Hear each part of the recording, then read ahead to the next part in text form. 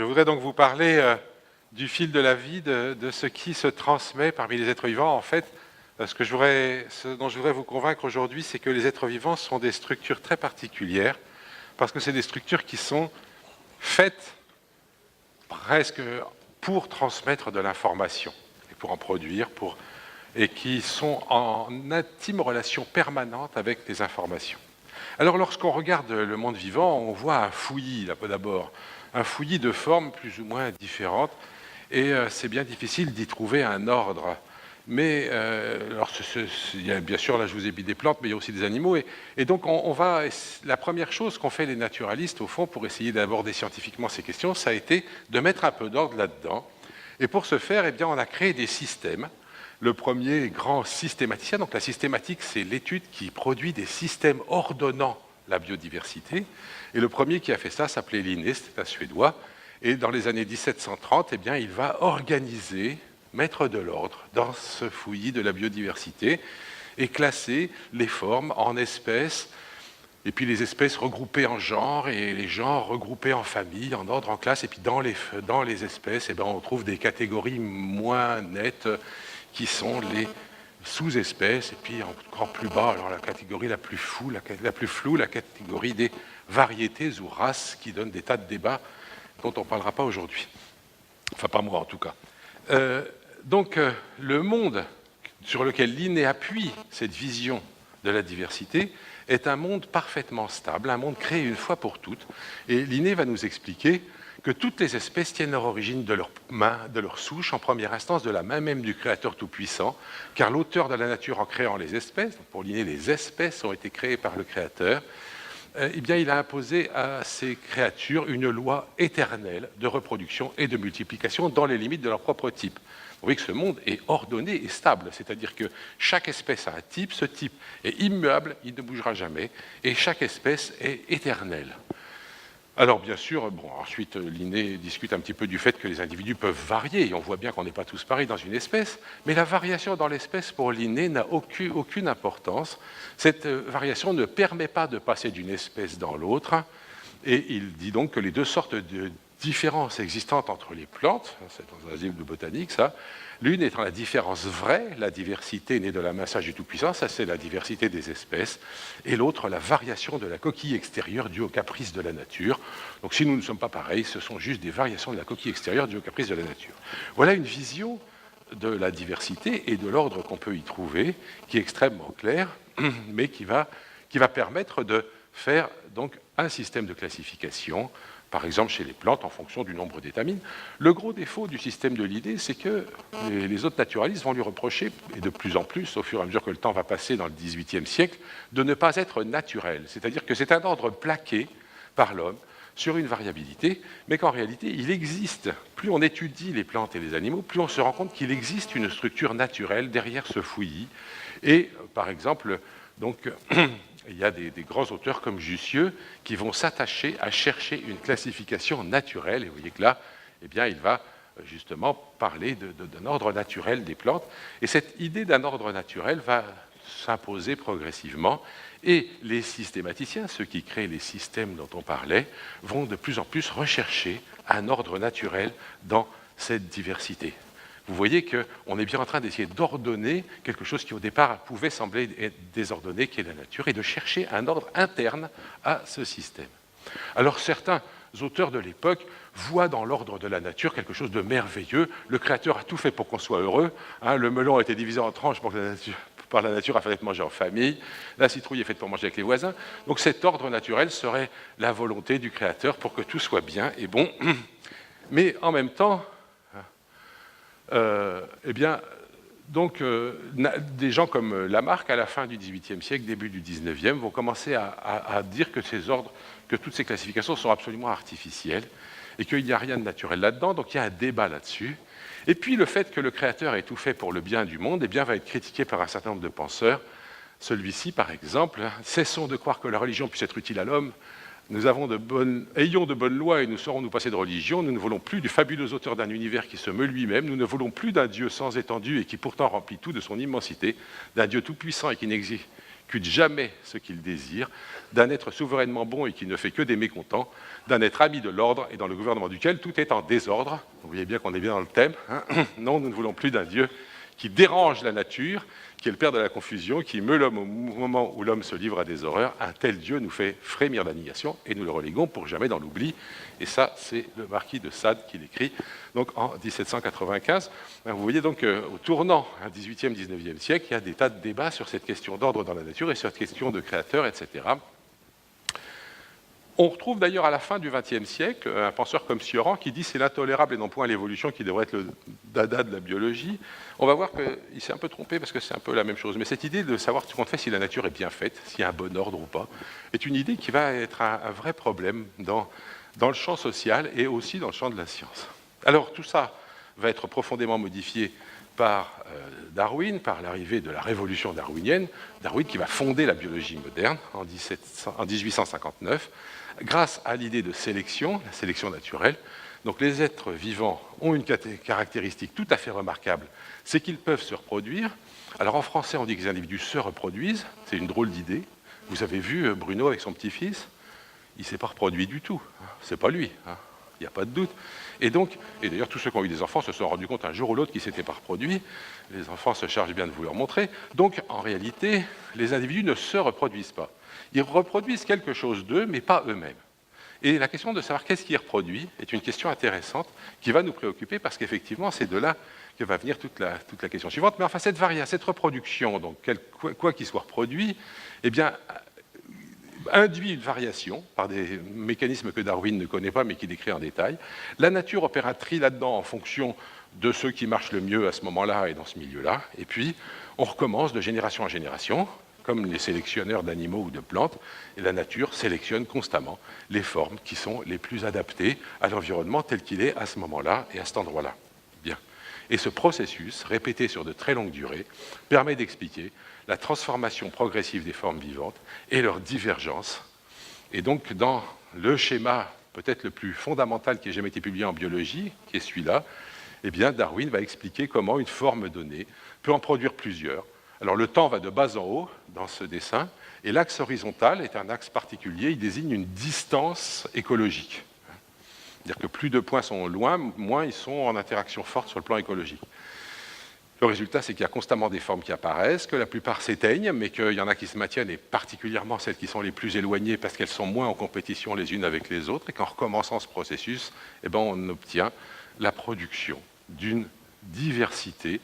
Donc si je me place à l'époque actuelle, c'est la ligne numéro 10, eh bien, j'ai plusieurs formes différentes, distinctes, et ces formes peuvent être ordonnées parce que ces deux-là sont plus proches qu'elles ne le sont de celles-là. Et puis ces trois-là sont plus proches entre elles qu'elles ne le sont de celles-là. Et donc il existe bien un ordre naturel des formes vivantes. Et Darwin va à partir de là révolutionner la manière dont on pense la différence entre espèces. Mais bien sûr, dans le schéma précédent, ce qui se passe, c'est que progressivement, les formes s'écartent. Alors, il y a un moment où on va commencer à appeler ça des variétés différentes. Et puis, si on continue, elles vont continuer à diverger. Puis, un beau jour, on les appellera des sous-espèces. Et puis, un beau jour, on les appellera des espèces. Mais évidemment, tout ça est progressif.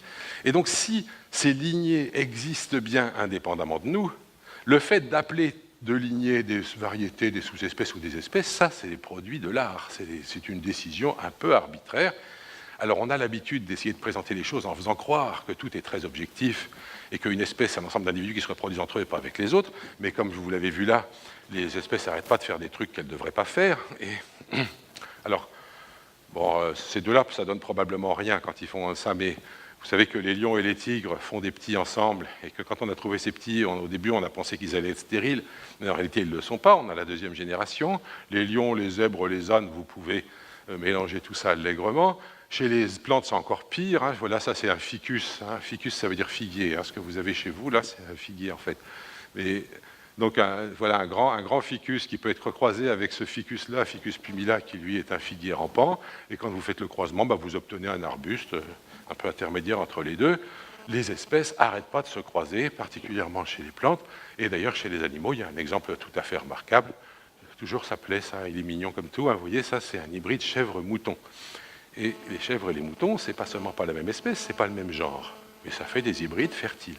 Donc il faut arrêter de croire que les espèces, c'est des groupes d'individus parfaitement bien délimités. Les espèces, c'est des groupes d'individus suffisamment séparés dans l'arbre pour qu'on ait envie de leur donner un nom différent.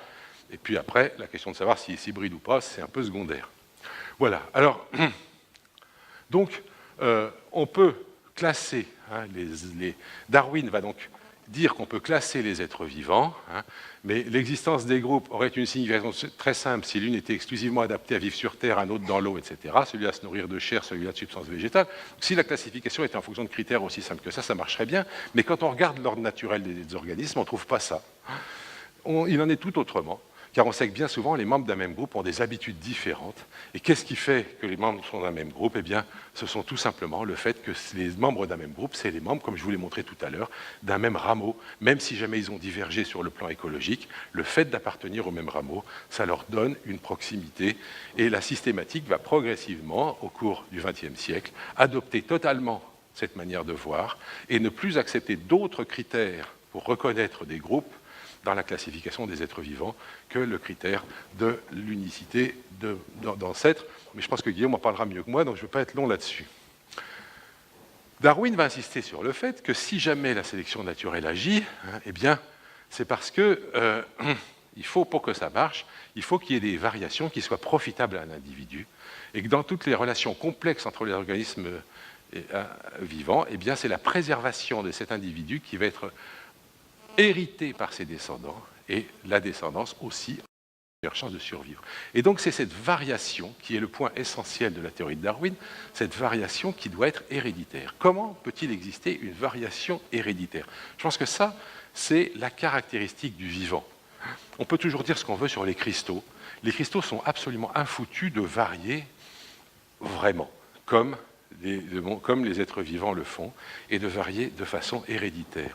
Cette variation tous azimuts que réussit à produire le vivant de façon héritable est la spécificité du monde vivant.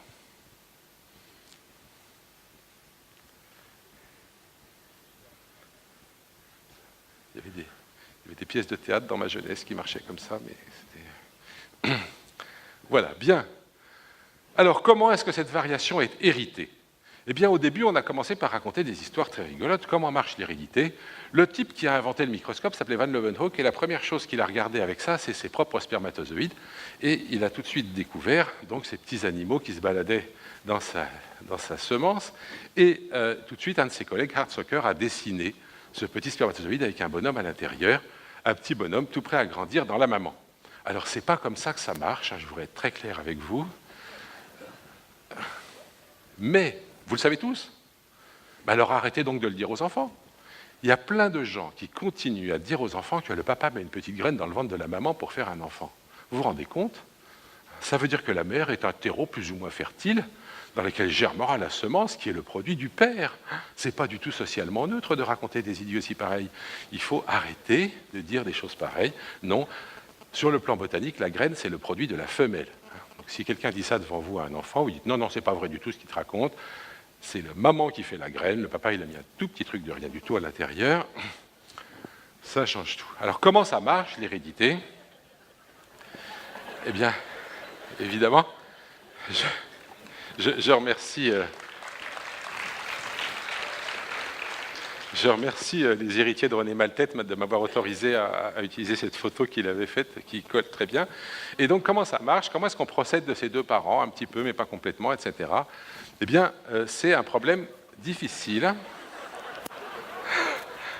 Non, c'est un problème difficile parce que c'est un problème très socialement marqué.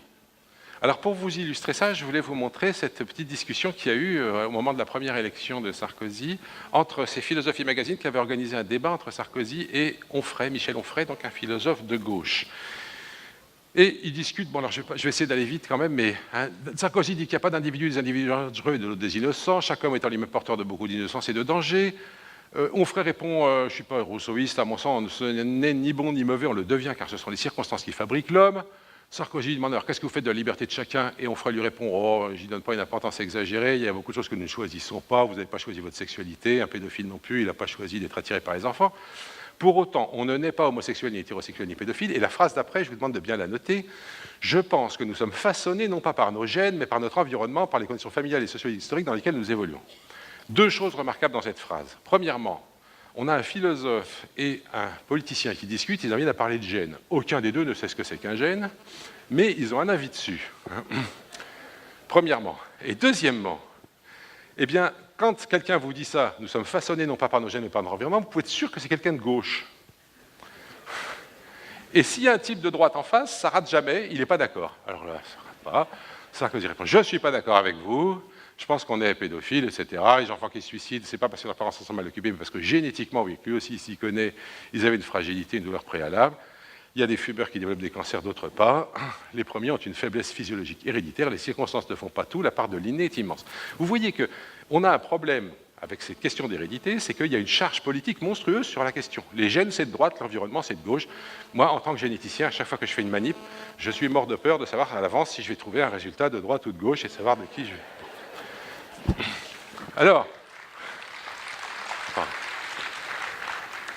Alors donc, on a cette variation, on sait que cette variation est importante parce que c'est elle qui permet la transmission des caractères au cours du temps, et on va étudier la façon dont elle se transmet, et il y a des gens qui vont étudier ça avec des statistiques, ça c'est Galton, qui va faire des tas d'études statistiques sur l'hérédité de la taille ou de l'intelligence, etc., et qui va en déduire qu'on pourrait sélectionner les humains de manière à améliorer l'espèce humaine, et qui va proposer une nouvelle science, l'eugénique, qui est l'étude des méthodes sous contrôle social qui améliorent ou détériorent les qualités raciales des futures générations, que ce soit physiquement ou mentalement.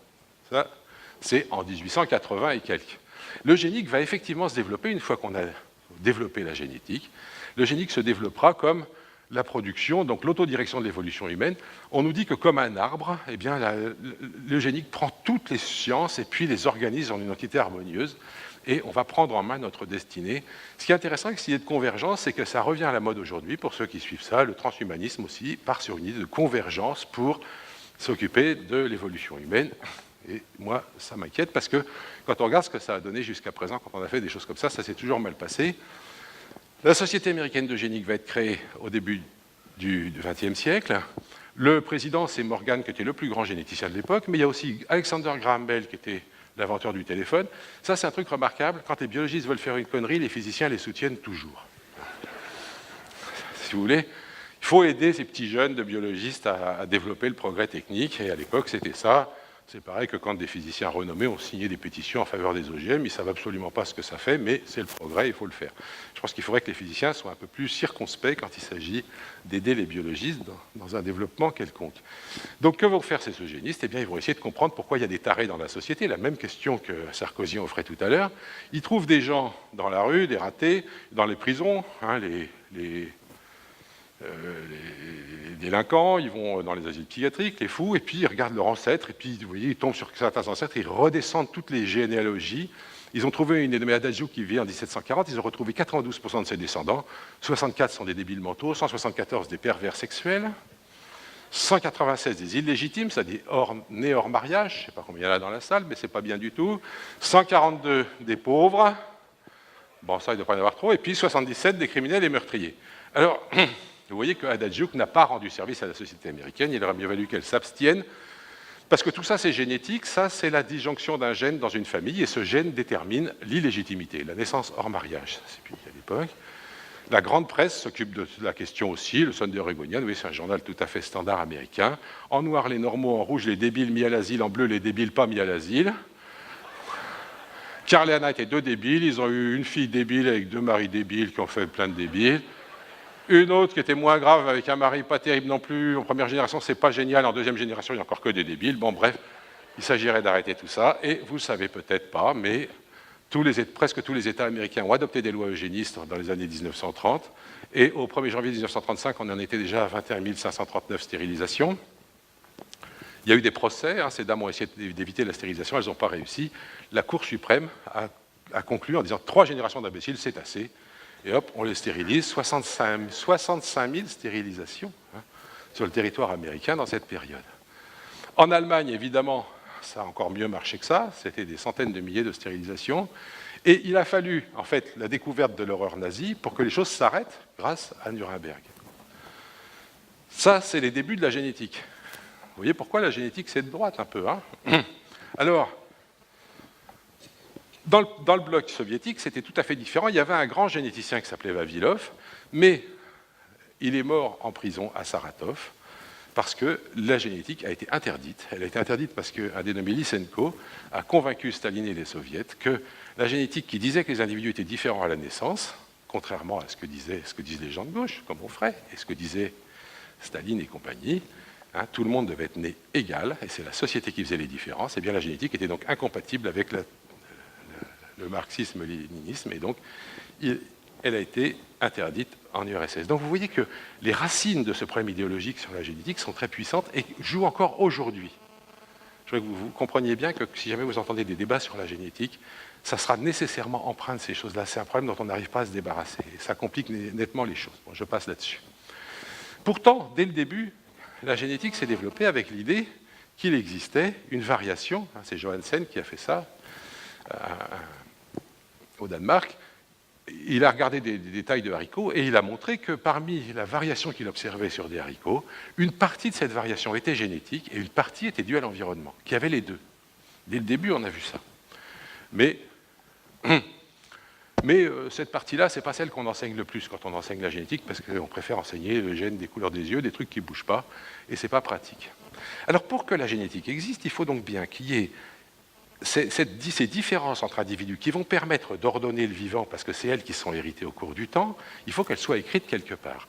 L'idée qu'elles soient écrites quelque part a été proposée par Schrödinger dans un livre tout à fait séminal en 1948, et Schrödinger dit qu'il doit y avoir une molécule sur laquelle est écrite l'information qui va être transmise de génération en génération et qui va permettre cet ordre du vivant. C'est seulement donc en 1953 qu'on va comprendre que ce n'est pas sur une protéine comme l'avait proposé Schrödinger, mais sur l'ADN, grâce à Watson et Crick, que c'est écrit. Je passe les détails. Et puis progressivement, comme on est dans la période de naissance des ordinateurs, Jacob et Monod vont reprendre cette idée hein, de programme et du fait qu'il y a un programme écrit quelque part sur l'ADN et que ce programme, non seulement il y a des gènes qui font des choses, mais des gènes qui disent aux autres gènes s'ils doivent être lus ou pas. Donc il n'y a pas seulement une série d'instructions, mais aussi un programme coordonné de synthèse des protéines, etc. Et puis Ernst Mayr, en 1982, il reprendra ça à la fin des années 80, va dire que c'est bien la science des ordinateurs qui a permis de comprendre l'idée de programme dans le génome. Le problème, c'est que cette idée de programme, elle pose des tas de problèmes. Bon, je passe là-dessus. Parce qu'un programme, normalement, ça donne des instructions, puis les instructions, elles sont faites telles quelles. Quand on regarde la façon dont est transmise l'information depuis les gènes jusqu'aux protéines, ça avait l'air très simple dans les années 60. Seulement dans les années 2000, ça a commencé à devenir de plus en plus compliqué. En réalité, la façon dont l'information est lue par le système biologique est bien plus compliquée que ce que ça avait l'air au début. Et donc cette information génétique, maintenant on va essayer de comprendre un petit peu comment elle structure le monde vivant et comment elle décide de ce que sont les organismes. Alors, ce qui s'est passé, c'est que maintenant, on sait lire les génomes. Enfin, on sait les lire, on ne comprend pas bien ce qu'on lit, mais au moins on peut le lire. Bon. Et quand on les lit, une des premières choses qu'on a pu trouver, c'est que le nombre de différences entre deux formes vivantes est d'autant plus grand que ces deux formes vivantes sont séparées depuis plus longtemps dans l'histoire de l'évolution. Ça va ? Plus deux formes sont séparées depuis longtemps, plus elles sont différentes sur le plan génétique. Si je regarde des génomes, par exemple, tenez, si je regarde le génome d'une carpe, vous voyez, là, ce qui s'est passé, c'est qu'il y avait des bestioles qui avaient des... J'ose pas appeler ça des poissons, parce que Guillaume est dans la salle, mais voilà, c'est ce que vous appelez des poissons, et ils avaient du cartilage. Ils avaient du cartilage. Ils avaient comme les requins, et il y en a qui ont gardé leur cartilage, ils étaient très contents, et voilà, ils sont toujours des requins, et ils sont cartilagineux, ou des raies, et ça marche très bien. Mais il y en a d'autres qui ont inventé l'os. Et des poissons osseux sont apparus, la carpe ou le thon. Et puis parmi ces organismes qui ont inventé l'os, il y en a qui sont sortis des os, c'est les batraciens, puis il y en a qui sont devenus des dinosaures. Et des dinosaures ne se sont pas éteints, contrairement à ce que tout le monde croit, mais il y en a plein autour de nous, ça s'appelle les oiseaux. Et puis, par ailleurs, il y a eu des mammifères. Bon. Alors, vous avez bien compris l'histoire que je viens de vous raconter là ? Alors maintenant, vous allez pouvoir répondre à la question, est-ce qu'une carpe ressemble plus à un requin ou à un humain ? Alors, vous voyez que la carpe s'est séparée du requin à ce moment-là. Elle s'est séparée de l'humain à ce moment-là. Donc elle est séparée du requin depuis plus longtemps qu'elle n'est séparée de l'humain. Eh bien, effectivement, si je regarde le génome d'une carpe, il ressemble plus à un génome d'humain qu'à un génome de requin. Donc les gènes nous donnent une vision de la structure de la vie et de l'ordre dans lequel se sont différenciées les formes vivantes. Aujourd'hui, nous sommes capables de retracer cette histoire. Et donc, nous passons beaucoup de temps, nous biologistes, à regarder ce genre d'arbres et à les produire à partir d'informations génétiques. La relation entre l'information génétique contenue dans les organismes et leur histoire est devenue quelque chose de très très présent dans notre vision du monde. Et c'est peut-être pour ça d'ailleurs qu'on a fini par se rendre compte qu'il y avait quelque chose de très curieux qui se passait. C'est que quand je regarde un schéma comme celui-là, et que je me pose la question, qu'est-ce que j'ai hérité moi de cet individu-là ? Ce que j'en ai hérité, c'est une information génétique qui s'est transmise tout au long de cette histoire. Ce petit fil qui est là, ce que j'appellerais le fil de la vie, eh bien, c'est un fil informationnel. Je n'ai pas hérité un seul atome de mes ancêtres, mais j'en ai hérité les informations génétiques, les informations qu'ils m'ont transmises. Et donc, en réalité, la seule chose qui se transmette dans cette affaire, c'est l'information. Et donc, la seule chose qui puisse être sélectionnée, c'est l'information. Tout compte fait, les organismes ne sont pas sélectionnés, ils meurent tous. Mais certains organismes auront beaucoup reproduit les informations génétiques qui les constituaient, et d'autres ne les auront pas beaucoup transmises. Et les informations bien transmises vont se répandre, et les informations mal transmises vont disparaître. Donc en réalité, ce qui est sélectionné, ce sont les gènes, et l'histoire de l'évolution. C'est l'histoire d'une information qui a progressivement évolué de telle façon que les organismes qui pouvaient la reproduire étaient de plus en plus efficaces dans le contexte du moment pour la reproduire, et que les individus vivants sont des artifices inventés par les gènes pour se reproduire. C'est un peu vexant, mais on s'y fait, rassurez-vous. Et donc, on a commencé à voir le monde vivant, nous généticiens, comme structuré totalement par l'information génétique. Mais le problème, c'est, qu'est-ce que c'est ? Mais d'abord, que déterminent les gènes ? Ça, c'est un vrai problème. Alors, il y a des choses qu'on peut faire avec sa langue. On peut la mettre en tube, on peut la retourner, on peut la mettre en trèfle. Je ne sais pas qui est-ce qui peut faire ça dans la salle, vous montrerez à vos voisins. Et puis, il y en a qui ne peuvent pas, et ça, c'est violemment génétique. C'est-à-dire que si vous ne pouvez pas, vous ne pouvez pas. Il n'y a rien à faire, vous pouvez toujours essayer de vous entraîner. Vous n'y arriverez pas. Il y a d'autres trucs qui sont complètement dépendants de l'environnement et pas des gènes. Par exemple, l'accent anglais. Il y a des gens qui ont un très bon accent anglais, c'est pas compliqué, c'est parce qu'ils sont nés en Angleterre, et du coup, ils parlent mieux anglais que ceux qui sont nés en France. Voilà, c'est tout. Alors, il y a des gènes et il y a les effets de l'environnement. Et la question, c'est combien pour chaque ? Je vais aller un peu vite, là, je suis désolé, mais combien pour chaque ? Quelle drôle d'idée. Il faut des gènes et il faut de l'environnement. Comment est-ce que je pourrais dire combien pour ça ? Qu'est-ce que ça veut dire ? Et pourtant, il y a des chiffres qui mesurent ça. Et pour essayer de faire comprendre un peu ça, un jour, j'ai regardé une course de moto, et à la fin, le gagnant était tout content. Le journaliste est venu vers lui et lui a demandé quelle est la part de la moto et la part du pilote dans la victoire. Et il a répondu 50-50. Je me suis dit, mais qu'est-ce qui veut dire ? Que sans la moto, il avait une chance sur deux de gagner, ou la moto sans lui ? Enfin, qu'est-ce que ça veut dire, ça ? En réalité, on ne peut pas répondre avec les motos, mais on peut répondre avec certains concours hippiques, figurez-vous. Il y a des concours hippiques où il y a 4 cavaliers qui arrivent chacun avec son cheval. Ils font le parcours, et puis, quand ils ont fini, ils recommencent en échangeant de cheval. Ce qui est bien qu'à la fin, chaque cavalier a essayé chaque cheval, et chaque cheval a essayé chaque cavalier. Alors là, vous voyez, si jamais c'est toujours le même cavalier qui est premier, le même qui est deuxième, le même qui est troisième, le même qui est quatrième, on va dire que le résultat est déterminé par le cavalier. Voilà. Si on trouve au contraire que c'est toujours le même cheval qui gagne, on va dire que le résultat est déterminé par le cheval. Dans la réalité, on trouve des résultats un peu comme ça, et là, on fait un travail un peu statistique, et on peut dire, voilà, il y a tant % des résultats qui est dû au cheval et tant % au cavalier. Par exemple, là, si je fais la somme par ligne et par colonne, je vais trouver ces résultats-là, et je vais trouver que les notes des chevaux, si vous voulez, varient de 8 à 12, alors que les notes des cavaliers varient de 5 à 15. Ce qui veut dire que les cavaliers ont plus d'influence sur le résultat que les chevaux. Bon. Mais vous voyez que c'est complètement statistique, et que ça ne vaut que pour ce truc-là. Donc si un jour on vous dit, alors comment ça a été publié, que le QI des enfants français des années 1960 a une héritabilité de 50%. Donc c'est 50% génétique, 50% culturel. C'est vrai pour les enfants français des années 1960.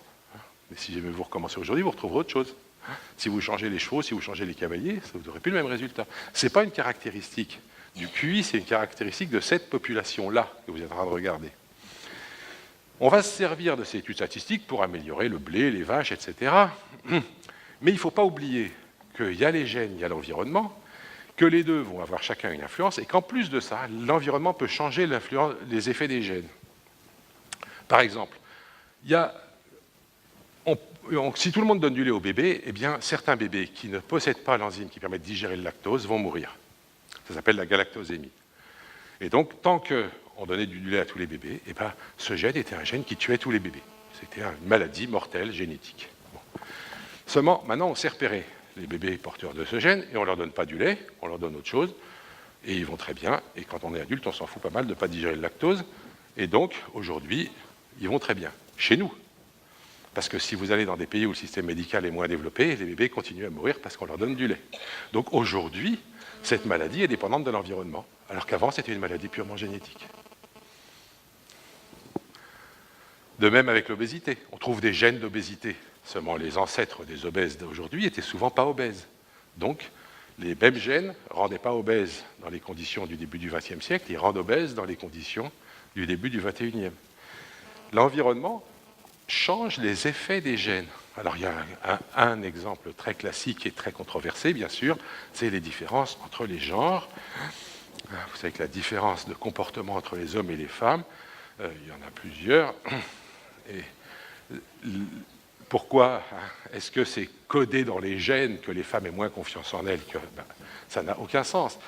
Les gènes qui font la différence entre un homme et une femme s'expriment dans un environnement social donné, et les différences qu'on observe sont les différences bien sûr dues aux gènes, mais dans cet environnement-là. Et évidemment, si je change l'environnement, je changerai les effets des gènes. Donc, ce n'est pas parce qu'on trouve qu'il y a des gènes qui changent les comportements en fonction du sexe que ça veut dire que dans un autre environnement, ils les changeraient de la même façon. En réalité, c'est encore plus compliqué que ça, parce qu'il y a les gènes, il y a l'environnement, puis il y a encore autre chose.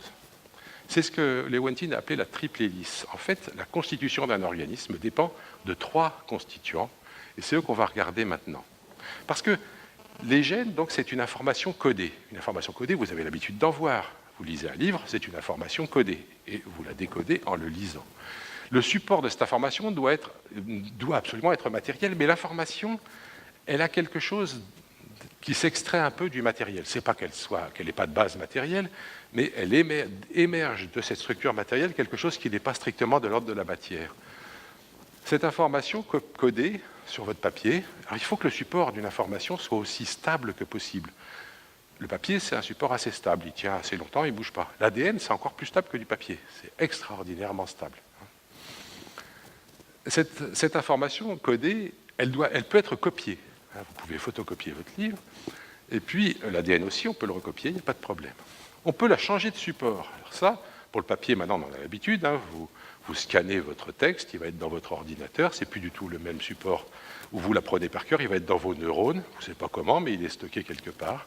Donc on peut changer le support d'une information sans changer l'information. Donc l'information n'est pas réductible au support qu'il apporte.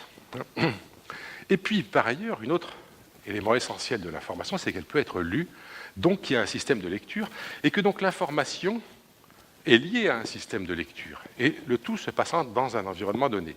Alors, une information codée, lue par un système de lecture dans un environnement donné, on commence à se rapprocher de notre triple hélice, on va y revenir. Il y a des gens qui disent que les gènes produisent des protéines. Ça, c'est complètement faux. Les gènes ne produisent rien. Alors d'abord, comme je vous le disais, un texte, si vous ne pouvez pas le lire, il ne contient pas d'information.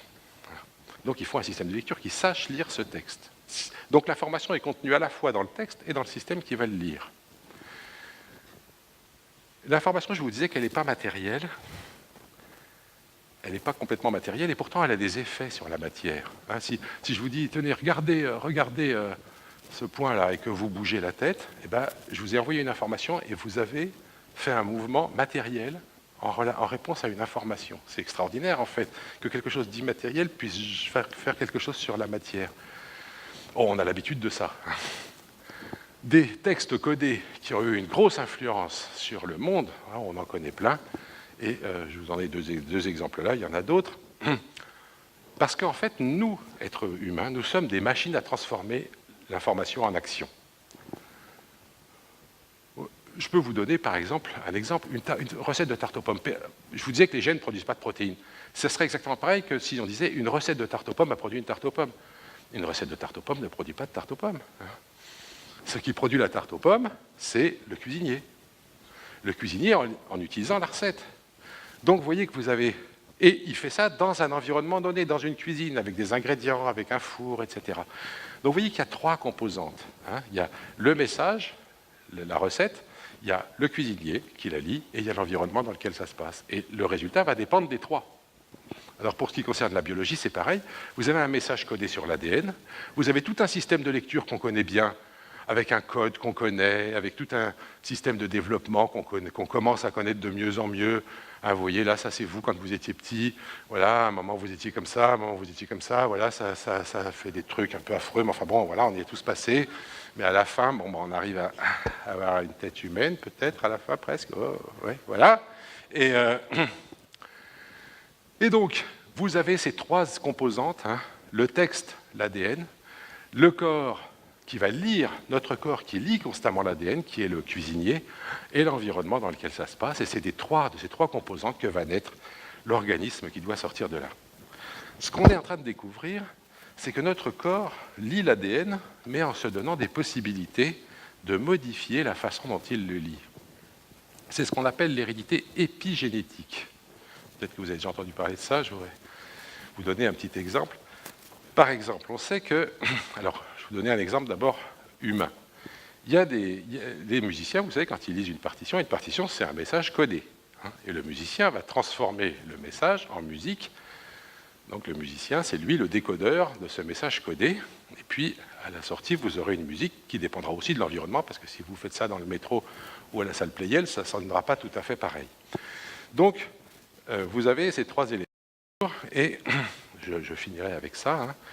Mais lorsque des musiciens d'orchestre, des violonistes jouent, eh bien, à chaque fois qu'ils ont une phrase musicale à lire, pour la lire, ils doivent décider s'ils commencent avec le talon, c'est-à-dire s'ils tirent sur l'archet, ou s'ils commencent avec la pointe, c'est-à-dire s'ils poussent sur l'archet. Or, il faut qu'ils fassent tous pareil dans l'orchestre. C'est pas possible qu'il y en ait un qui fait ça pendant que l'autre fait ça, ils se rentreraient dedans, ça ferait pas joli, etc. Donc pendant les répétitions, ils vont se mettre d'accord avec le chef sur quand est-ce qu'on commence avec le talon, quand est-ce qu'on commence avec la pointe, et chaque musicien va marquer sur sa partition ce qu'il appelle des traits d'archet, un dessin comme ça si jamais c'est un talon, un petit dessin comme ça si jamais c'est la pointe. Il le marque au crayon. Et puis le jour du concert, tout le monde fait pareil, et vous êtes content, vous regardez le spectacle, c'est très beau, etc. Et puis si jamais le même musicien doit rejouer la même pièce avec un autre chef, il va gommer ces petits dessins, et il recommencera avec le nouveau chef à faire d'autres traits d'archet, ceux qui seront décidés ce jour-là. Eh bien, quand on lit le génome, ça marche de la même façon. Les traits d'archet, c'est un petit bout d'une petite molécule comme ça, avec un carbone et 3 hydrogènes, ça s'appelle un radical méthyle, et on peut le coller sur l'ADN. Vous voyez ? Et quand on le colle sur l'ADN, ça change la façon dont on va lire à cet endroit-là les gènes qui sont posés. Donc vous avez votre séquence d'ADN, et paf, vous avez des méthylations, ça s'appelle, qui vont être des modifications réversibles de l'ADN qui ne changent pas le code, mais qui changent la façon dont on le lit. Voilà. Alors, donc vous voyez que la manière dont s'ordonne le vivant et dont se détermine ce qu'est un être vivant, eh bien, elle est bien plus complexe que ce qu'on a pu penser en parlant de programme informatique. Un programme informatique, ça fait les choses de façon décidée, si vous voulez, claire. Là, vous avez certes une recette, mais vous avez un message, mais vous avez un décodeur et un environnement qui vont aussi jouer un rôle. La recette, donc dans le cadre de la cuisine, il y a la recette, le cuisinier et la cuisine. Dans le cadre de la musique, il y a la partition, l'interprète et le lieu, et puis les instruments d'ailleurs. Et puis dans le cadre de la biologie, vous avez le génome, l'organisme et le milieu, avec cette hérédité génétique, cette hérédité épigénétique, et puis l'intervention de l'environnement.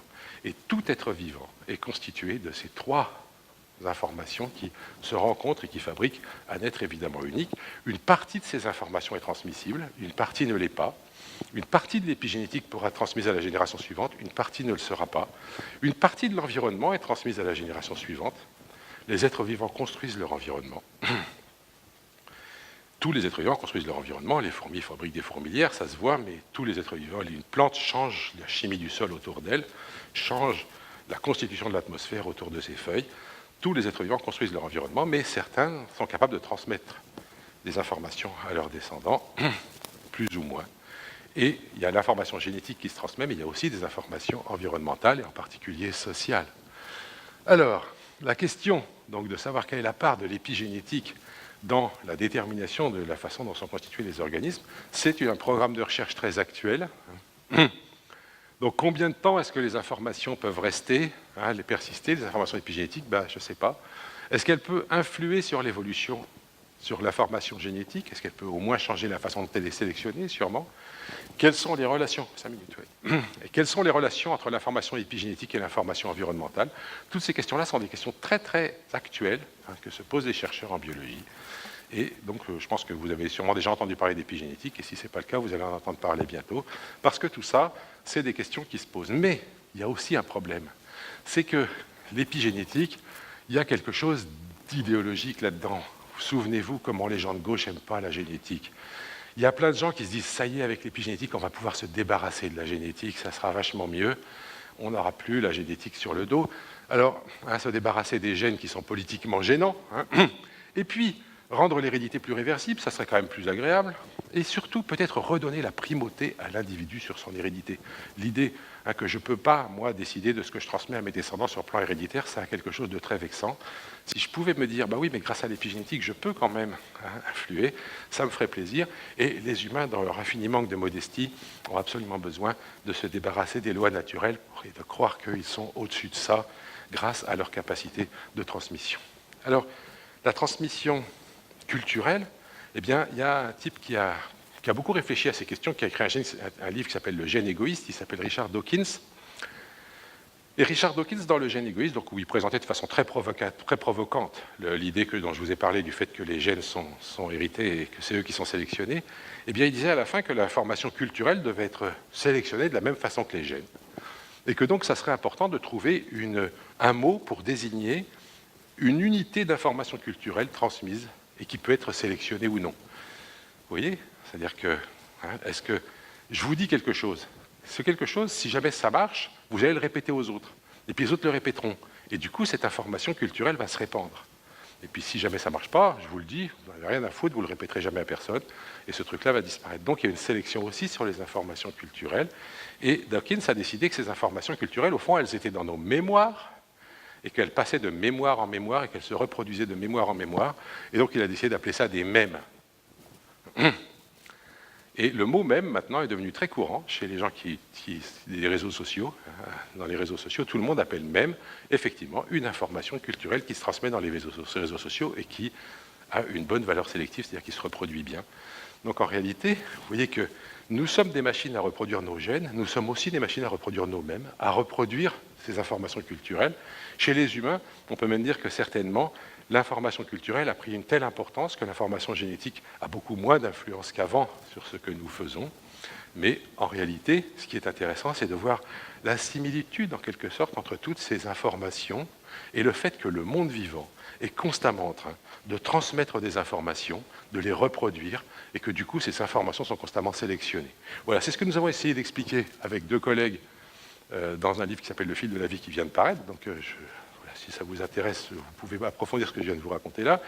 Surtout que les questions d'ordre et de désordre, évidemment, je ne les ai pas abordées aujourd'hui, mais d'ordre et de désordre sont liées avec les questions d'information à travers le fait que les physiciens ont voulu mesurer une partie de ce qu'on appelle l'information avec de l'entropie, et l'entropie, ça a à voir avec l'ordre et le désordre aussi. Donc je pense qu'il y a une liaison intime entre les questions d'information et les questions d'ordre et de désordre, et je pense qu'effectivement, aujourd'hui, regarder le monde vivant non plus comme des entités strictement matérielles qui échangent de la matière et de l'énergie, mais aussi comme des transmetteurs d'informations, c'est une manière de regarder le vivant très enrichissante, qui est complémentaire de la vision physiologique, qui est complémentaire de la vision strictement matérielle, et qui apporte une compréhension de certain nombre de mécanismes et de certain nombre de fonctionnements des êtres vivants. Ceci dit, évidemment, ça pose des problèmes.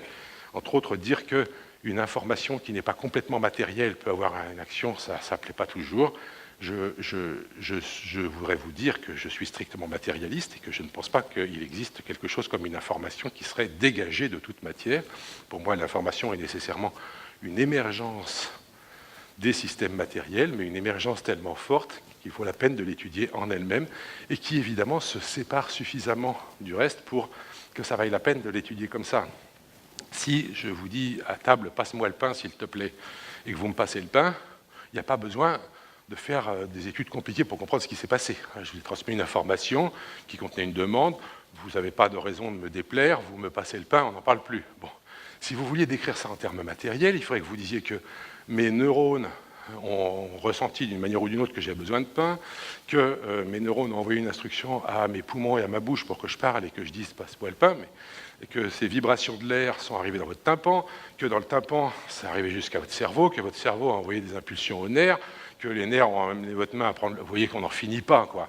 Donc décrire les phénomènes strictement en regardant que la matière, en regardant pas l'information, ça les rend incompréhensibles. Donc voilà, c'est pour ça que je pense qu'il est très important que scientifiquement, on accepte l'idée qu'on est obligé de faire des raccourcis en quelque sorte et que le concept d'information est essentiel si on veut comprendre ce que c'est qu'un être vivant. Malheureusement, évidemment, on rentre dans tous les problèmes idéologiques dont je vous ai parlé, dont les scientifiques ne sont pas du tout isolés.